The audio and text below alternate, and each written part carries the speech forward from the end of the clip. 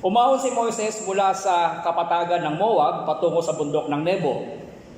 Sa taluktok ng Pisga, sa gawing silangan ng Jericho, ipinakita sa kanya roon ni Yahweh ang buong lupain, mula sa Gilead hanggang Dan, ang buong Neftali, ang lupain ng Ephraim at Manases, ang buong lupain ng Juda hanggang sa dagat ng Mediteraneo. Ang katimugan at nakapatagan sa makatuwid ay ang libis ng Jericho, ang lungsod ng mga palmera hanggang sa Zoar. Sinabi sa kanya ni Yahweh, iyan ang lupain na aking ipinangako sa iyong mga ninunong sina Abraham, Isaac at Jacob.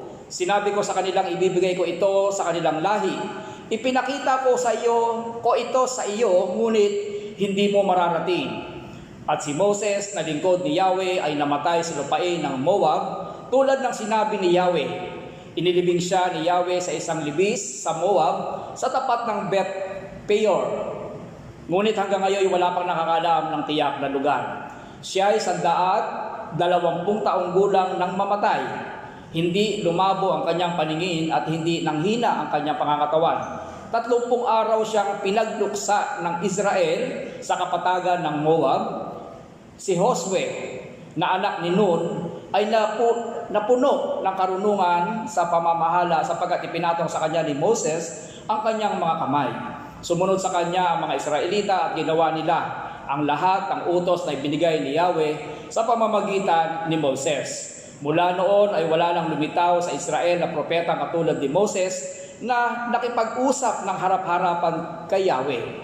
Wala na ring nakagawa ng mga kababalaghang tulad ng ipinagawa sa kanya ni Yahweh sa Ehipto sa harapan ng Faraon at ng mga lingkod nito. Walang ibang nakagawa ng makapangyarihan at pambihirang mga gawa tulad ng ginawa ni Moses sa harapan ng bayang Israel. Magandang umaga po sa ating lahat. Isa pong pagpapala at biyaya sa pagbabasa ng banal na salita ng Diyos. Unang-una po, binabati po natin yung may mga kaarawan. Ano po? Ay number 1 dito is China, Jose. Happy birthday po. At saka po, yung iba pa, si Tita Lori, happy birthday po. Maligayang kaarawan. Si Joshua, ayan. Ayan. Jezreel. Si Jezreel po ay sa araw ng bukas. Nasaan ka man? Alam kong makakarating sa iyo ang mensaheng ito. Si Sean. Si Ate Sean. Sana nandito siya, no? Ayun, okay. Si Chonalyn, matagal pa yan. Okay. So muli po, maligayang kaarawan. Hindi po tayo po mga anak ng Diyos ay hindi pipigilan ng mga nangyayaring anuman, no? Mga negatibo sa buhay natin. Okay. Kahapon po is nandun ako sa aking kapatid, no? Ako po ay 54 years old. Siya po ay 52. So dying na po. Dying na. Hanggang kaninang maga, medyo nadatawanan na lang kami doon sa aming group chat. Tatawanan na kasi sabi nung bayaw ko, ginising yung ate ko. Sir. Si Dodi, naghihingalo na. Yung mami ko naman, tataranta. Ngayon, sabi nung ate ko rin ganon. Lahi namin yata maganon eh. No? So, sabi ng ate ko doon sa mami ko, sabi niya, naghihingalo na, nabubuhay pa dahil sa bunganga mo. Nagtatawanan na lang tuloy kami, imbis na papunta kami doon sa iyakan. No? Sabi, wala tayong magagawa, talaga papunta doon ng buhay. So, nag-release na lang kami na kanya-kanyang prayer. So, mamaya po ay pagkatapos po ng ating pananambahan, didiretso po kami doon. So, mahilig pa siya mag-selfie kahit siya naghihingalo. Tapos sobrang payat na, pinapadala niya sa mga kapatid ko na sa ibang bansa. Sabi ng kapatid ko, huwag ka na mag-selfie. Kami ninenervyos dito sa labas, dito sa ibang bansa. Okay? So, ganun po talaga. Sabi ko sa kapatid ko, sa mga kapatid ko, doon sa group chat, is talagang yan ang proseso ng buhay. Whether we like it or not. Sa totoo lang, ang mawawala lang naman is ang ating physical. No, yung ating spiritual is nananatili, lalo na po kung may relasyon tayo sa ating Panginoon. So, siguro po, una-una lang yan. Di ba? Yung pinapanalang, yung kinakatangalan sa, yung awit na next in line. Ayan. Next in line. Yan. Yung, yung pagkado may mga lamayan, huwag ka raw susulat dun sa, Doon sa ano, no? Ano ba tawag sa ganon? Yung mga kikiramay. Kasi nirarapol daw yun. Nirarapol. Delikado. Kaya maganda sumulat. Okay. So magandang umaga po muli sa ating lahat. Ngayon po ay Reformation Sunday. Ayan, ngayon po ay Reformation Sunday. At ang Reformation Sunday po ay isang napakalaki o napakagandang pagbabagong nangyari sa ating original na pananampalataya. Sabi nga rito, no, ang Reformation Sunday po was declared by UCCP as anong month ba yung ating Indigenous People Month.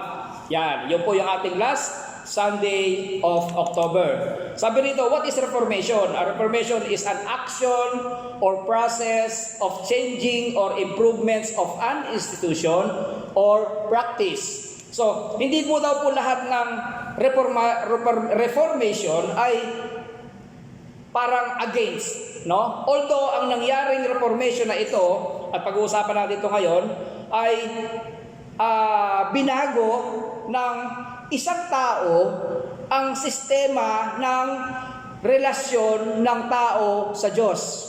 Okay. Sabi rito, ang reformation daw ay isang pagbabago o pagpapaunlad. Okay? Halimbawa, no, naalala ko na ako'y bata pa, no, hanggang ngayon ito ay umiiral. Nung bata ko narinig ko lagi yung land reform. Ayan. Yun daw mga magsasaka, no, dahil Indigenous People Month ngayon, yung mga magsasaka daw na walang lupa pero sila ay nagsasaka, nilagyan po ng ating gobyerno ng land reform.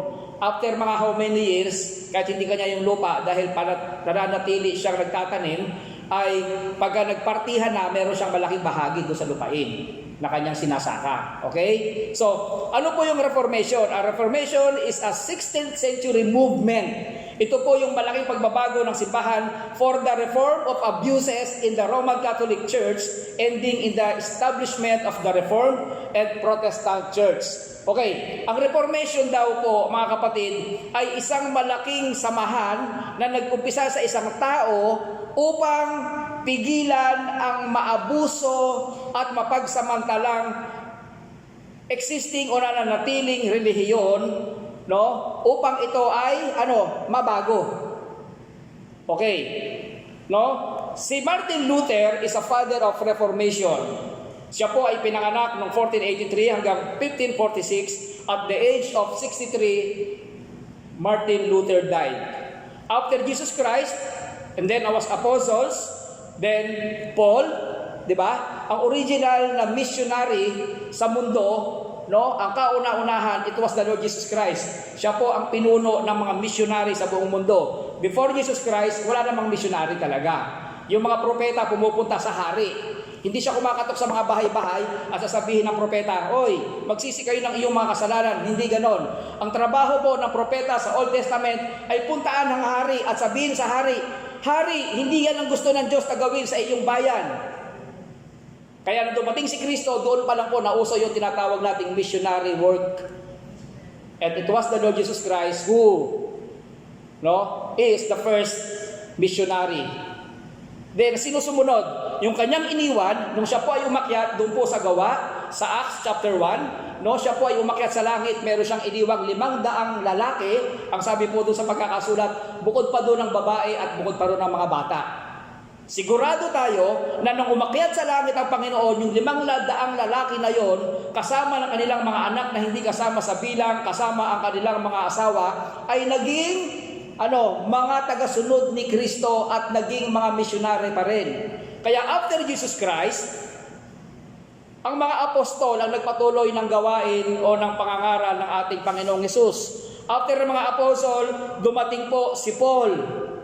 Si Paul po, almost 60 years nang siya ay dumating, 60 years nang nasa taas o umakyat sa langit ang ating Panginoong Hesus, nang siya po ay tinawag ng Panginoon. Ang sabi niya sa Galatians chapter 1 hanggang sa 11 hanggang 12, sabi niya, "Hindi ko tinanggap ang inumang tao. Ang mga mensaheng ipinapangaral ko sa inyo, bagkos ito ay direktang ibinigay sa akin ng Panginoong Hesukristo." Okay, then after Paul, no, it was Martin Luther. the father of Reformation. He considered as the greatest man of all ages. No, grabe. Simula po ng panahon ni Kristo, mga apostol ni Pablo, si kauli-ulihan ay si Apostol Pablo, hanggang sa ngayon, wala pong nakasunod o nakagawa ng katulad ng ginawa ni Martin Luther. Kaya kinonsider po siya ng religious movement as the greatest man of all ages. He led the world in its break for freedom. Sabi nito, for the most abusive authority in history. Alam niyo po, nung unang panahon, mas mataas po ang relihiyon, ang simbahan, kaysa sa gobyerno. Yan po ay nasasaksihan natin, napapag-aralan natin sa ating eskwelahan na hawak ng mga pari ang gobernador general. Noong unang panahon po, sa panahon po ng mga Kastila, ay walang presidente. Ang pinakamataas na namumuno sa gobyerno ay isang gobernador general na nakatira sa Malacanang. Wala pong presidente noong panahon na yon. At ang may hawak po ng bansa ay ang mga pari. Okay. So, dito po, Martin Luther was break the world in its freedom. No, yung gusto ni Martin Luther na lumaya ang kasalukuyang mananampalataya dahil sa abusive authority in history. Okay? At the age of 18, isipin po natin, bigyan po natin ng konting background si Martin Luther. No, dahil po October 31, 1547,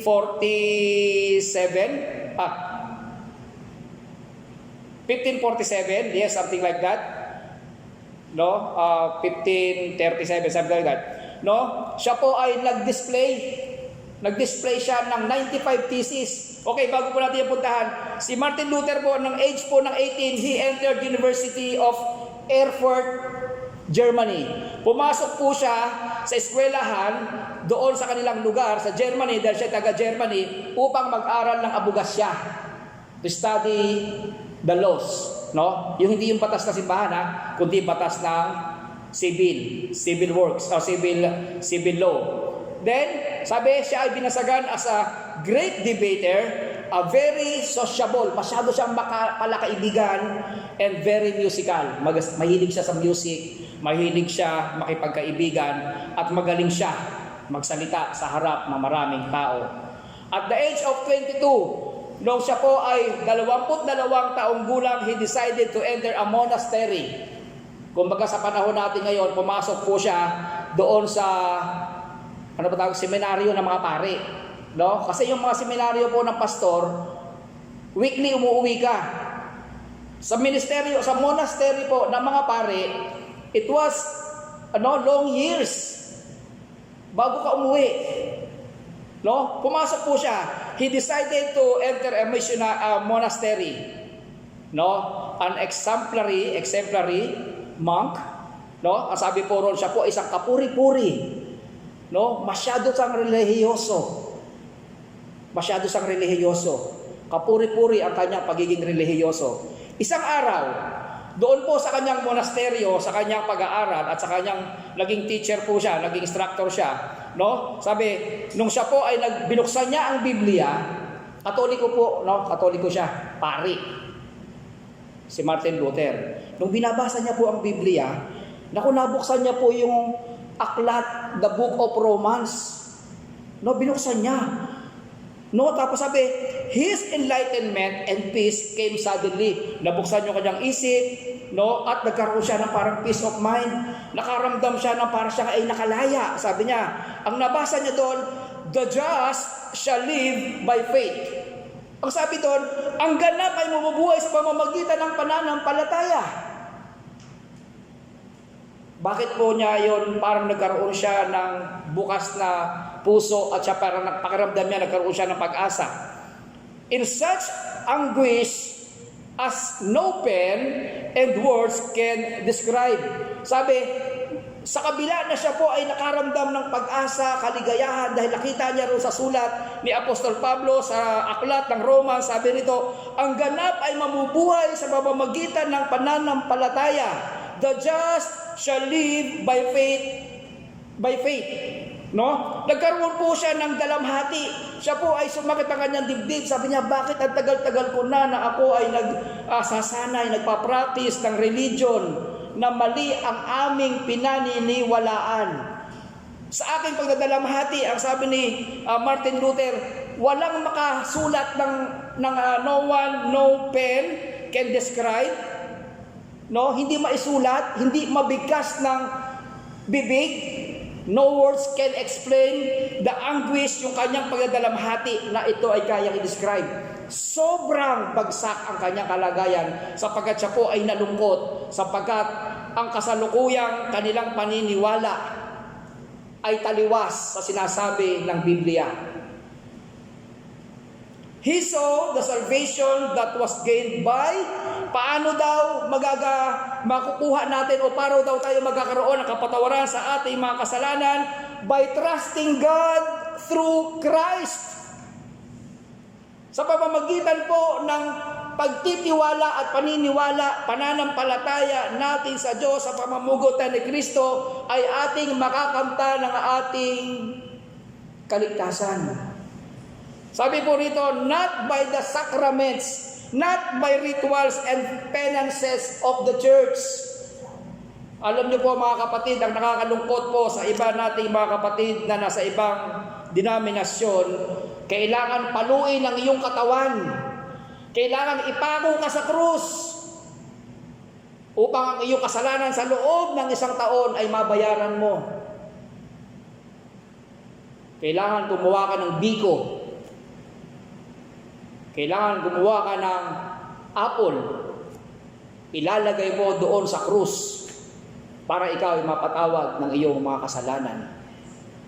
So lungkot na lungkot si Martin Luther nung kanyang nalaman na ang isa palang ganap ay mabubuhay sa pamamagitan ng pananampalataya. It changes his whole life. Napalitan na nagbago ang kanyang buhay, ang kanyang buong buhay and the whole course of history. No, yun pong history ng simbahan na original na church na pinaniniwalaan ng lahat at maraming tao ay nagbago.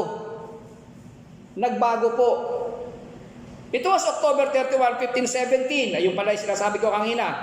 Nang siya po ay 34 years old na. Kung nag-umpisa po siya sa 18 years old, no? 18, 19, 20, 21. 4 na taon siyang nag-abugas siya, attorney, no, sa panahon natin. Tapos, after 21 years old siya, o 22, siya ay pumasok sa monastery. Since then, hanggang siya po ay umidad ng 34 years old, nung kanya pong nabasa ang Book of Romans chapter 1, verse 17. No? Yung Book of Romans chapter 1, verse 17 ay tumusok sa kanyang puso at tumanim sa kanyang utak na ang isang ganap ay mabubuhay sa pamamagitan ng pananampalataya. And throughout his life, ang ginawa niya po simula umaga hanggang gabi, hanggang madaling araw, hanggang buong magdamag, ay gumawa siya ng gumawa ng thesis. Alam niyo po, tayo po ay pag nag-aaral sa kolehiyo bago ka gumraduate, magsusulat ka ng thesis. 1, 2. Alam niyo po, ang kanyang ginawang thesis is 95 thesis. No? Ano po ang laman ng kanyang thesis? Ito po ay lahat tungkol sa indulhensya. The indulgence. The doctrines of the church is all about the indulgence. Ano ba yung indulgence? Yung kanyang 95 thesis ay kanyang isinulat ng kanyang kamay at kanyang idinikit doon sa Wittenberg Church. No? At ang lahat ng tao at lahat ng pare ay nagulantang at nagulat sa kanilang mga nabasa sapagkat ang lahat ng nakasulat na ginawang thesis ni Martin Luther ay against the doctrines of the existing church. Ano po yung doctrines of the church? Yung indulgence. Ano niyo po indulgence? Ang isang tao daw po, pag namatay, meron kang popondohan ka ng Diyos sa langit. No? Kung ito ba ay dollars, kunyari ang bawat isang tao na namamatay, correct me if I'm wrong. No, alam ko po ang ito pong ating pananambahan ay nakakarating sa buong mundo.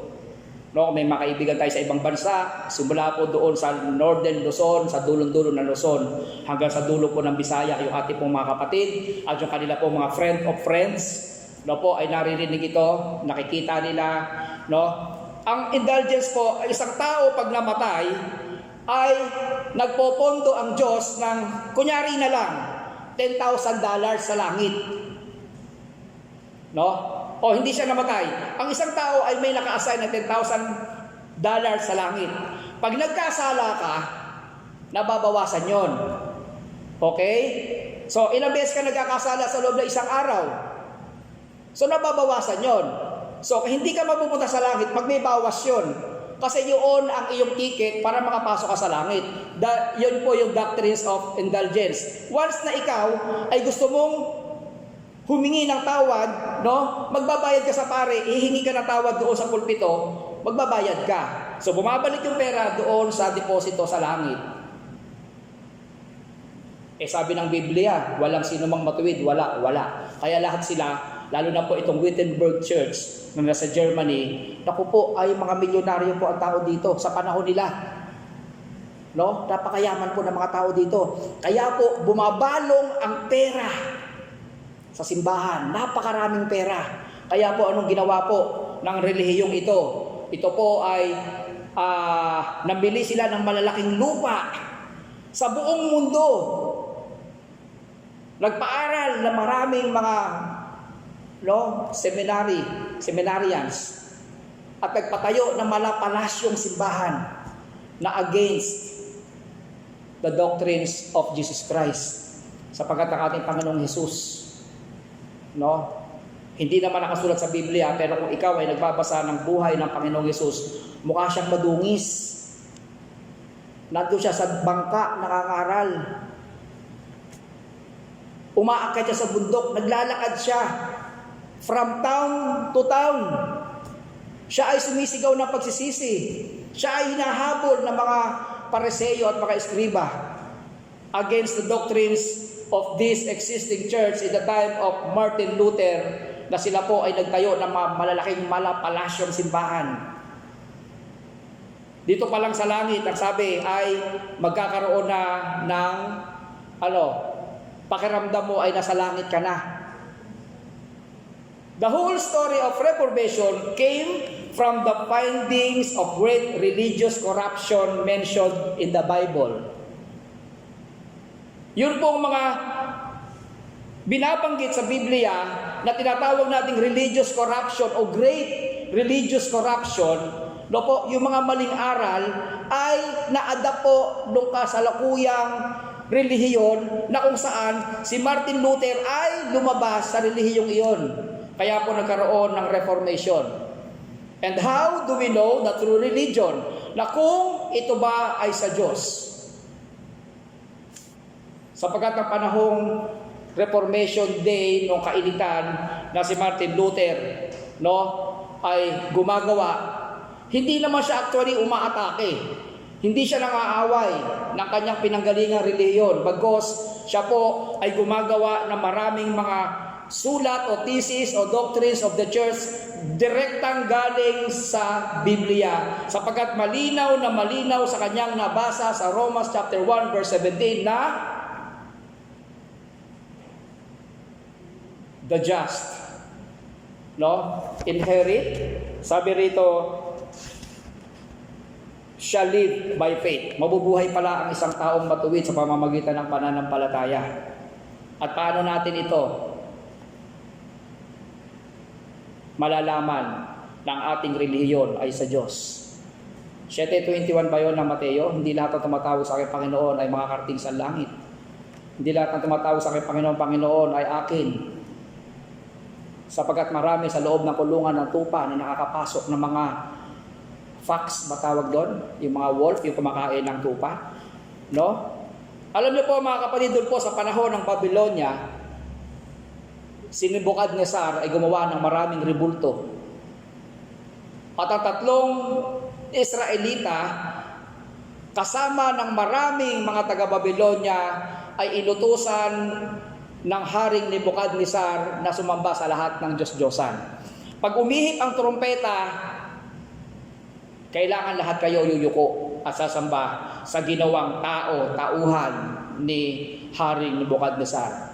Maliban kay Zedrak, Abednego, and yung tatlo na yon? Abednego, Zedrak, and Zadrak. Okay, so yung tatlong yon, sila na po yung hindi sumamba sa Diyos-Diyosan. Okay? Ang sabi po sa Roma chapter 2 verse 10 verse 2, sapagkat saksi ako na sila ay masigasig na maging kalugod-lugod sa Diyos, hindi lang batay sa tamang kaalaman. Okay. May mga simbahan, meron pong mga relihiyon. Sa panahon po ito, ng Apostol Pablo, na saksi ako, sabihan, nakikita ko na sila ay mga masigasig na gumawa ng mga bagay na nakalulugod sa Diyos, hindi nga lang batay sa tamang kaalaman. Diba? Sabi rito sa chapter 10 verse 2 ng Romas, dahil hindi nila kinilala ang pamamaraan ng Diyos upang gawing matuwid ang tao. At nagsikap silang gumawa ng sarili nilang pamamaraan. Hindi sila nagpasakop sa pamamaraang itinakda ng Diyos.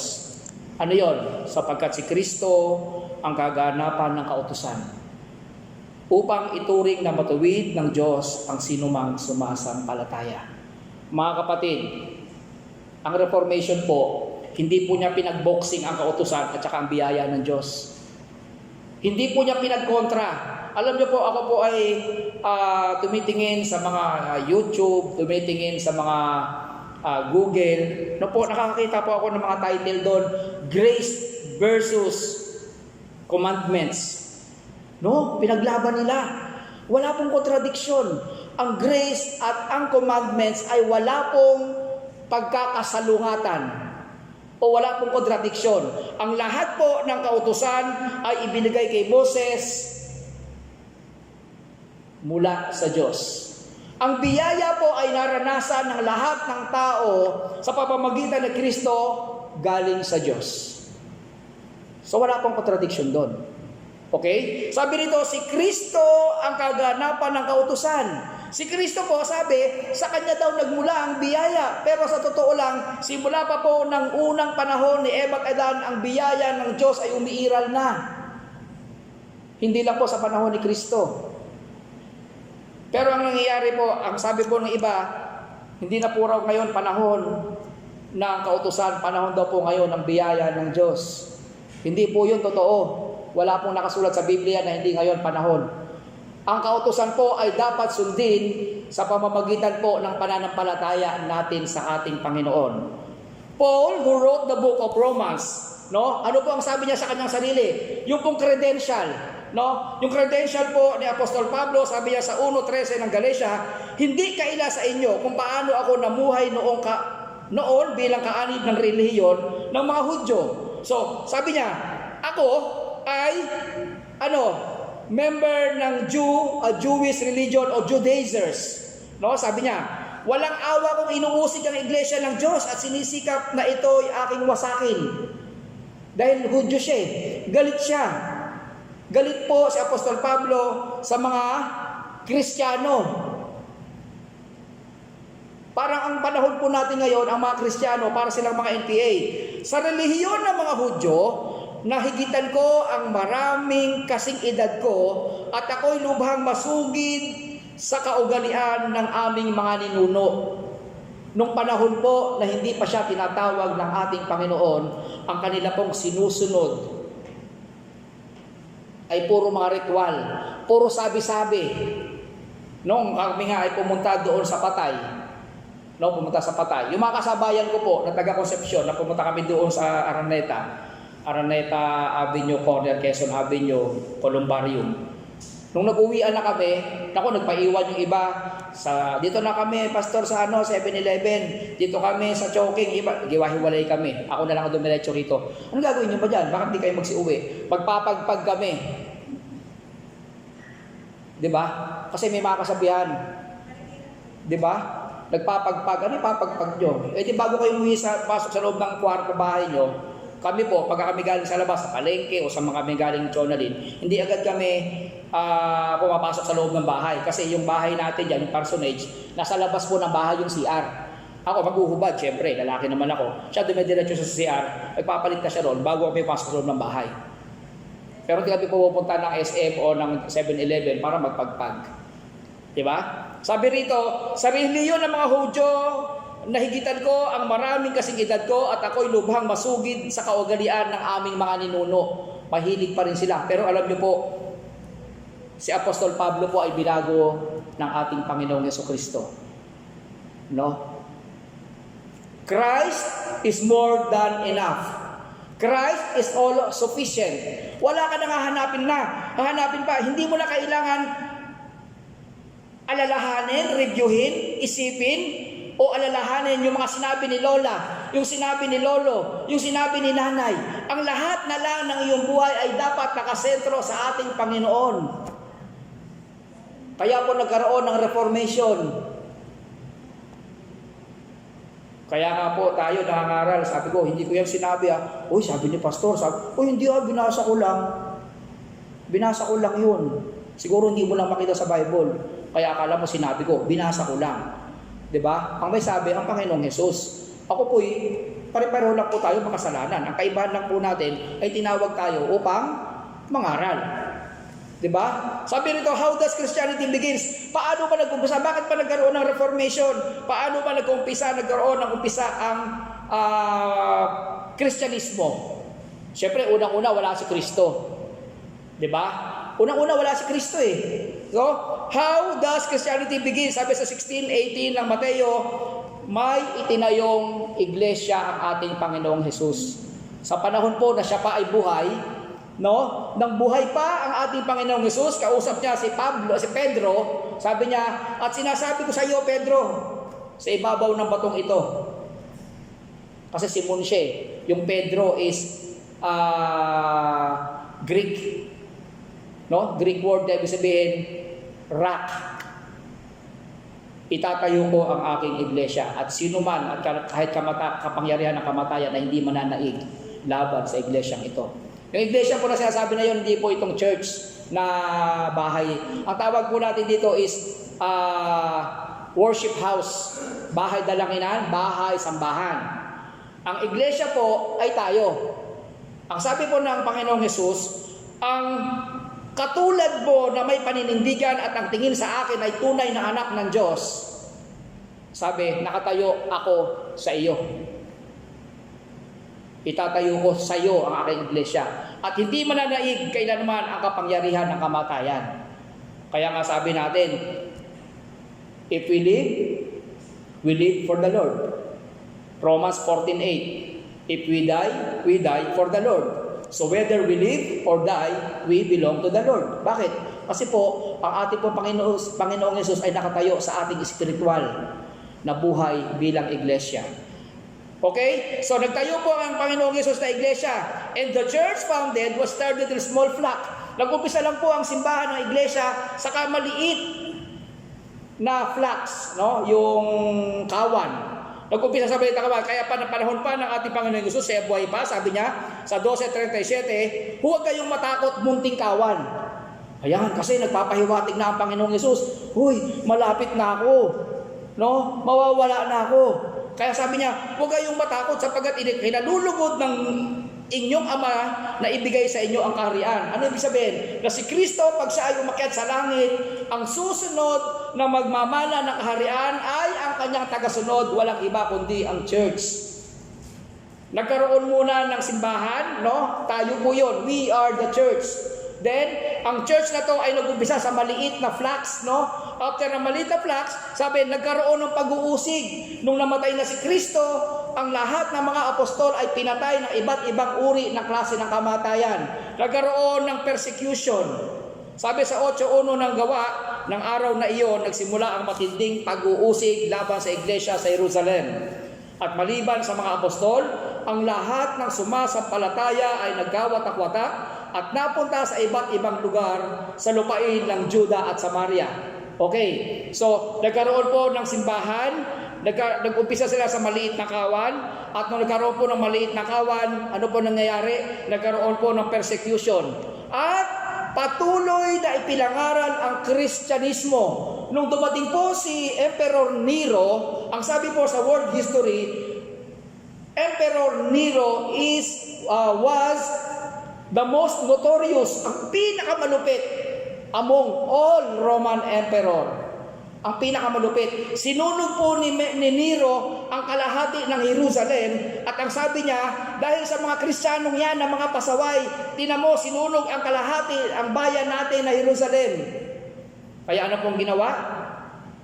Pinahuli ang lahat ng mga Kristiyano, pinutulan ng ulo, pinakain sa leon, at kung ano pa nilagari ang katawan. Pero ang sabi po sa 8:4 ng Gawa, ipinangaral ng mga mananampalatayang nagkawatak-watak sa iba't ibang lugar ang salita ng Diyos saan man sila nagpunta. Nagpunta si Felipe sa lungsod ng Samaria at pinangaral doon ng Kristo. Alam niyo po mga kapatid, sa kabila po ng mga persecution, hindi po nagpaawat ang mga apostol sa tamang pananampalataya. Lalong dumami ang mga nagiging mananampalataya. Ang aral po na dala-dala ng mga Kristiyano sa panahon po ng mga apostol, yung tinatawag nating early church age, ano po yung dala-dala nilang aral? Huwag kang matakot na mamatay sa mundong ito.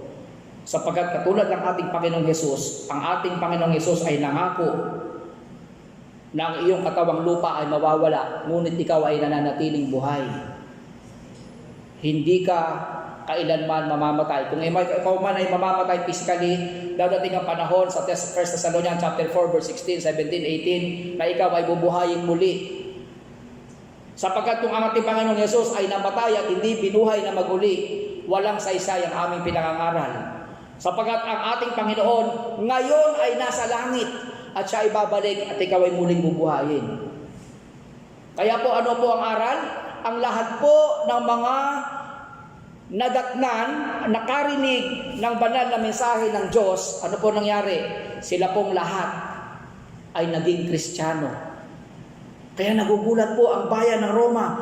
Bakit parami ang mga Kristiyano sa kabila na sila ay pinag-uusig at sila ang lahat ay mga pinapatay, pero hindi maawat ang kanilang pagdami.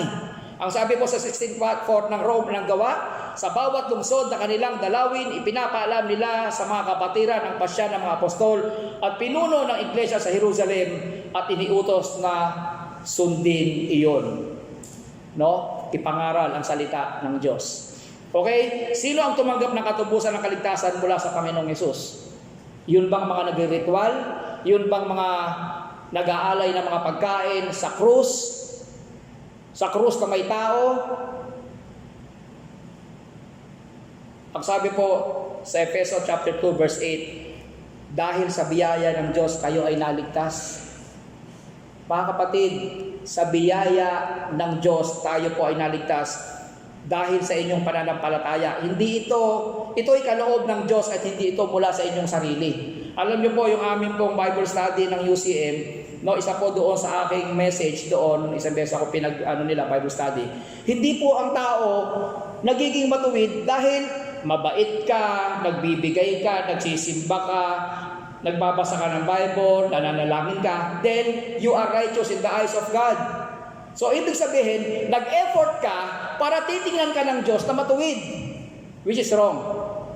You don't need Christ anymore. Kung kailangan palang maging mabait ka para sabihin ng Diyos na ikaw ay matuwid at ikaw ay walang kasalanan, hindi mo na kailangan si Kristo. Hindi mo na kailangan si Kristo. Magbigay ka sa simbahan, magbigay ka sa mga pulubi, mabait ka, maunawain ka, humble ka, nagdadasal ka, nagbabasa ka ng Biblia, napakabait mong bata, napakabait mong anak, o sino ka, naku grabe. So, hindi ko na kailangan si Kristo. Mali. Para ikaw ay magiging matuwid sa harap ng Diyos dahil sa iyong pananampalataya kay Kristo. Because of your faith to the Lord Jesus Christ. Sabi rito, hindi ito bunga ng inyong mga gawa, kaya't walang may pagmamalaki ang sinuman. No? Walang may pagmamalaki ang sino man.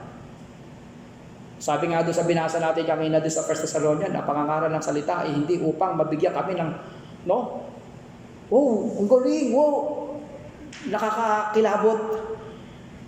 Nakakakilabot po, no? Sabi rito, kung ano tayo ngayon, ano daw tayo ngayon? Tayo po ay mga Kristiyanong ligtas. Sabi rito, ito ay gawa ng Diyos. At sa pakikipag-isa natin kay Kristo Jesus ay nilikha niya tayo para sa mabubuting gawa. So, yung mabubuting gawa na ating gagawin follows after we receive the grace of God. Pagkatapos po nating matanggap ang kalooban, ang kabutihan, ang biyaya ng Diyos, then gagawa ka ng mabuti. Hindi ka gagawa muna ng mabuti upang ikaw ay katanggap-tanggap sa Panginoon. Gagawa ka ng mabuti pagkatapos na ibigay sa iyo ng Diyos ang biyaya, ang napakasaganang biyaya, no? Inihanda niya noong una pa man upang gawin natin. So mga kapatid, this Reformation gives us a wider knowledge on how we live according to the will of God and in our institution. Napakahalaga po na merong reformasyon. Dahil kung wala pong reformation, nananatili po tayong bulag at sa ating pananambahang nasa ilalim ng kadiliman. Kaya napakahalaga po ng reformation na ito. We should learn from the past. Natututo tayo sa mga ating nakaraan. Hindi natin pwedeng baliwalain ang ating mga nakalipas to live effectively in the present. Kaya po tayo nagiging maayos sa kasalukuyan ay dahil natuto tayo sa nakalipas and impact the future. No? Para po yung susunod na darating na panahon, tayo po ay well prepared at nakikita natin kung tayo man ay mawawala sa mundong ito, nai-imagine na natin na ang ating iiwan sa mundong ito, ng ating legacy ay nakapagbigay tayo ng magandang halimbawa sa pamamagitan ng pananampalataya. We move forward by first going backward. Sabi nga sa Tagalog ano yon? Ang hindi lumingon sa pinanggalingan ay hindi makakarating sa patutunguhan. Diba? We must going forward but first we're going backward. Lilingon pa rin tayo sa ating pinanggalingan. Ito kami noon, alam nyo ba yung palabas na yung bata ko, 70s? Ganito kami noon, paano kayo ngayon? Bembol Rocco ba yun? Tsaka Hilda Coronel. Kilala nyo yun? Hindi nyo na naabutan. Ako na lang yata ang ano rito. Di naabutan. Tita Choli, di niya naabutan si Hilda Coronel, ano? Tsaka sila Dindo Fernando. Di niya naabutan yun. Naabutan mo yun. Sila Gloria Romero, di niya naabutan. Naabutan nyo pa rin, okay. No, sabi, kailangan po nating lumingon, no? Kailangan po nating lumingon sa nakalipas upang ating pong kasalukuyan ay mas maganda. We must learn from biblical principles. Alam niyo po, hindi naman lahat ng pastor tama ang itinuturo. Malay mo, si Pastor Jack daldal. Yung pala, hindi nakasulat sa Biblia. Kaya po ako, di ako nakakaral ng walang Bible. No? Okay lang po kung ito lang. Kasi minsan pag pupunta ako sa mga Bible study, ito lang dala ko Kasi nakamotor ako, minsan baka mabasa ng ulan, mga gano'n. Ito na lang Okay? Sabi rito, we must learn from biblical principles in our commitment to expand the kingdom of God in our life. We thank God for the apostles. Magpapasalamat tayo unang-una siyempre sa mga apostol na nagpatuloy ng gawain ng ating Panginoong Hesus. And we thank God for Martin Luther for his passions, gifts, and devotion. Wala nang mala yun. Alikabok na yun. Kahit nga alikabok, baka wala na si Martin Luther Pero yung kanya pong legacy, yung kanya pong pinamana sa atin, na ngayon po, ang tawag po sa atin ay mga Protestant Church. Yun po ay pinamana sa atin. Walang dating daan, walang UCCP, walang Iglesia ni Cristo, walang born again, walang PCEs, wala lahat yan if, di ba? Kung wala si Martin Luther, wala lahat yan. Wala lahat as in. No, kaya nga si Martin Luther is a great man of all ages. Thank for Martin Luther for his passions, gifts, and devotions in the name of the Lord Jesus Christ. Teka muna, Pastor. Sila Apostol Pablo nga, hindi natin pinapasamba. Hindi naman natin sasambahin si Martin Luther. Nagpapasalamat lang tayo sa Diyos, kay Kristo, dahil nagkaroon po tayo ng tatay sa totoong pagbabago. Okay? In this present future, ngayon po, yung future na pinapangarap ng mga ating mga apostol, and this is the present future. Sabi rito, we are going to have a reformation also in our church. To improve our church in leadership, in activities. Hindi po tayo basta i-stack lang na ganito. Ito kasi yung dating iniwan ng pastor sa amin eh. So tuloy-tuloy lang. Kaya po meron pong leadership, kaya po merong mga program of activities in order us to have also a reformation. Because reformation again, defined as, sabi rito, pagbabago at pagpapaunlad. And this reformation. Okay? So mga kapatid, uulitin ko po, pagpapasalamat po tayo sa ating mga apostol, kay Martin Luther, sa totoo lang, kahit kay Maria, na naging ina ni Jesus, pagpapasalamat tayo sa kanya, sapagkat napakabuti ng Diyos na pinili rin siya. Pero hindi siya natin sasambahin, kasi tao lang din naman siya, katulad natin. Okay? So Reformation, ang tawag po sa atin, doon sa title na nilagay ko kanina is Forerunners of the Reformation. Ano po yung Forerunners? Tagapagdala ng pagbabago. Magandang umaga po sa ating lahat.